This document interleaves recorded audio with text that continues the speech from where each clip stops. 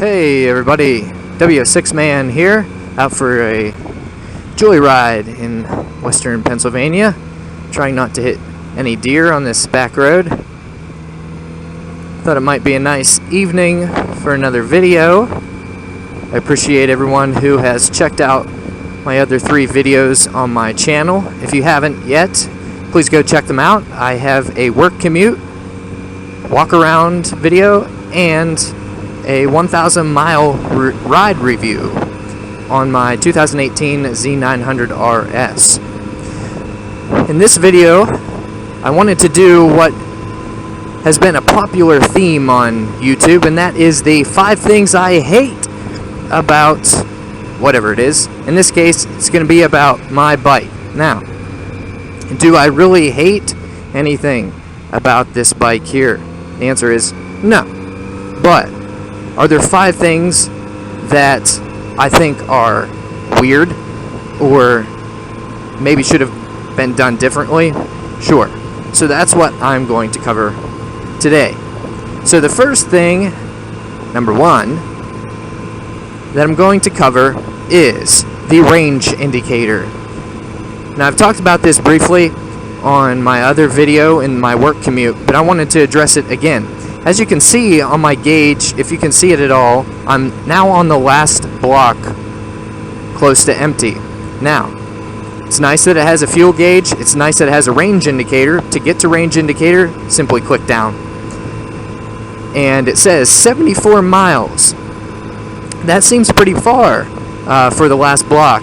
But once this gets down to, let's say, 40 miles or so, it starts to blink. And I think that it starts blinking too early. It kind of makes you paranoid that you're going to run out of gas, and it's also kind of annoying. The blinking thing on your dash makes you think that something's wrong with the bike.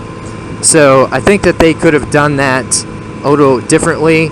Now, the range indicator could be fairly accurate or not, but I at least wanted to mention that as the number 1 thing that I hate about the Z900RS. Number 2 is the seat width.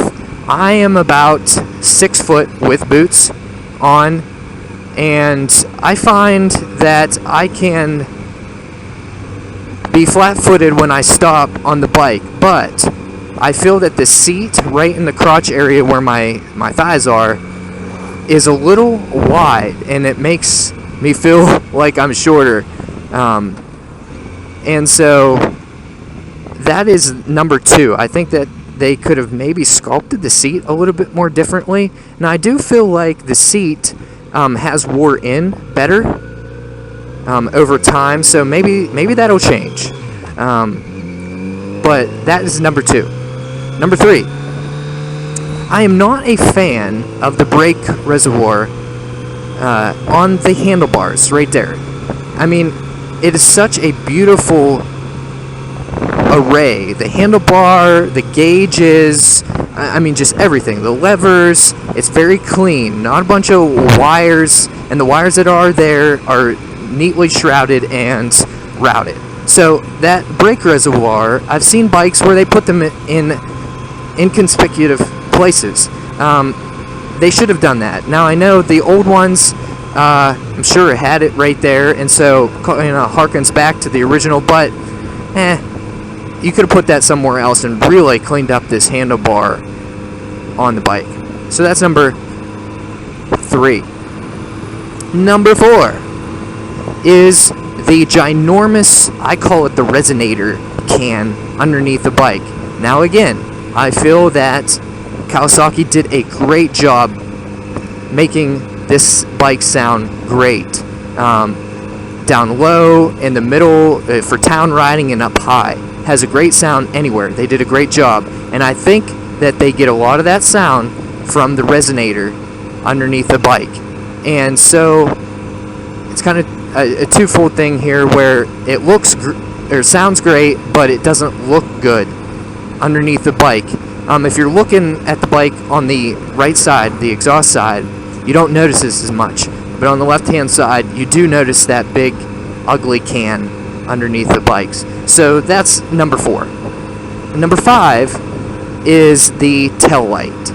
Now, I can't attest to this because I've never followed this bike, but the people that I have ridden with have complained that they struggle to see the Taillight illuminate, or what I would like to say is wash the lens cover.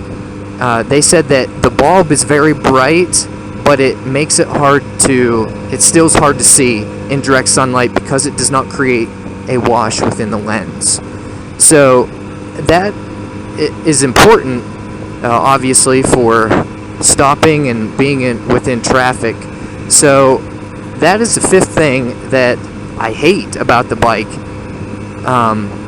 But overall, there's nothing about this bike that really bothers me at all. Those are just 5 things that I've seen within the 1,200 miles of ownership in this bike that they could have possibly done a little bit more cleanly.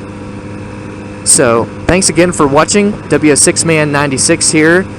If you can, please like and subscribe on my channel. Leave some comments, so let me know what are some of the things that bother you about this Z900RS. Look for my next video to come out, which will be the 5 things that I love about this bike, and I think that a lot of us will have the same 5 things if we all compared our lists. So be looking for that to come out in the next week or so, and thanks again for watching, and we'll catch you next time out on the road.